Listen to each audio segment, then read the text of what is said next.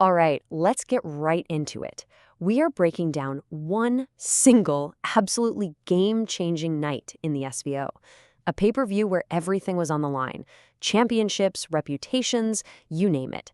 This is the story of Seasons Beatings 2025, the night everything got turned upside down. You know, right from the opening line, you could just feel it. The commentators weren't just calling a show, they were setting a scene. This wasn't just another event, it was the center of the wrestling universe. That line just drops you right into the big fight atmosphere.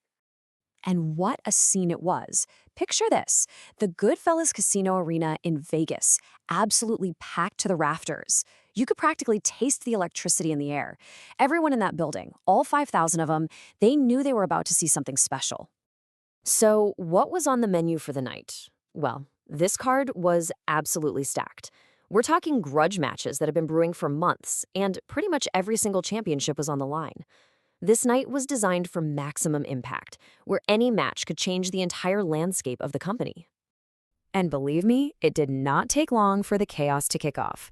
The very first title match of the evening, well, it set a dangerous tone for the rest of the night. It was a clear signal that no champion was safe. So first up, we've got the Las Vegas Championship on the line in a crazy four-way match. You've got the hometown kid Jason Martel, the well-traveled technician Bernard Wolfe, a total powerhouse in Dylan McLeod, and the crafty old veteran CJ Dreamer. I mean, that is a recipe for pure unpredictability.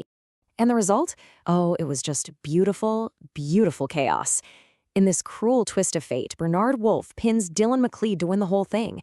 But get this, the champion, Jason Martel, the hometown hero, he lost his title without even being in the ring when it happened. It was the perfect, brutal way to kick things off. Next up, the International Heavyweight Championship, and the challenger, Colt Thompson. Well, the commentary team summed him up with this one perfect line, a predator in a cowboy hat. That tells you everything you need to know, doesn't it? He's calculated, he's dangerous, and he does not play by the rules. And he proved it. This wasn't a win, it was a heist. First, he shoves the ref, just enough to create a distraction. In that tiny window, he pulls out hidden brass knuckles, lays out the legendary champion, and then hits his finisher for the pin. It was technically legal, but man, it was a dirty, dirty win. So, with two titles already down, the story takes this sharp turn. We're moving from the action in the ring to the drama in the back office. This is where the night got really personal. It's about the owner of the SVO, John Page, and a deal for revenge that goes horribly wrong. And here's the deal he cooked up.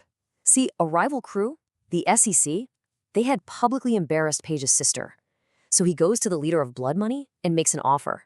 You take the tag team titles off of the SEC tonight, and I'll give you a future shot at the SVO championship.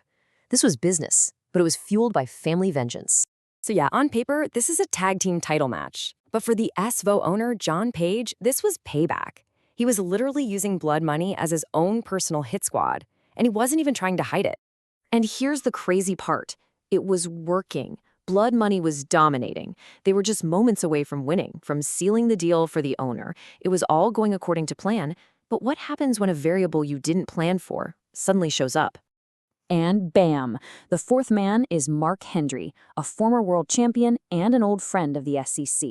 He storms the ring, completely flips the script, and single-handedly costs Blood Money the match.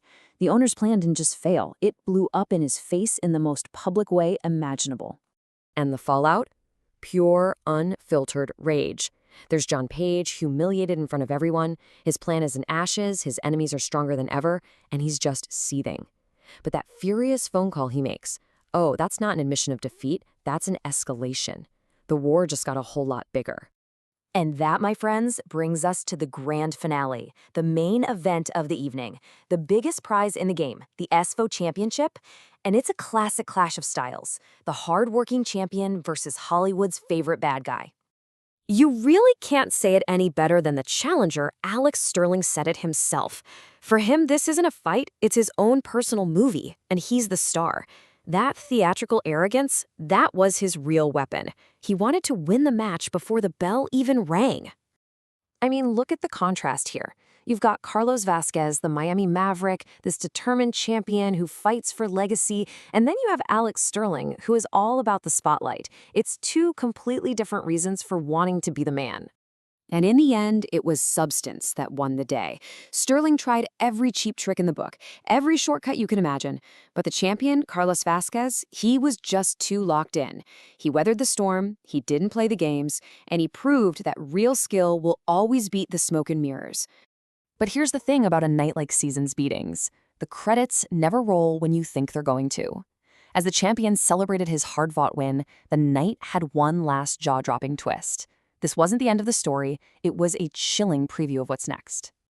So, there he is, the hero, standing tall. Carlos Vasquez beat the villain, the crowd is going nuts, and he's holding that SVO championship high above his head.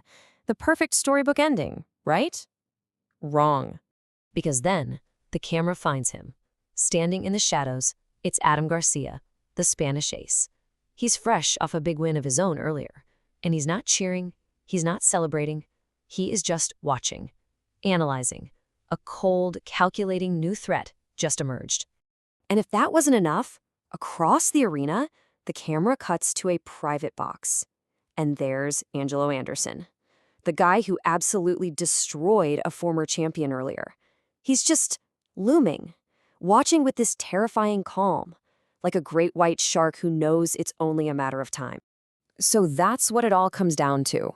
The champion's reward for surviving this insane night is a brand new set of predators circling him. Which leaves us with a real question. Was this the end of his story? Or was Season's beatings just the opening shot in a whole new war for the soul of the SVO?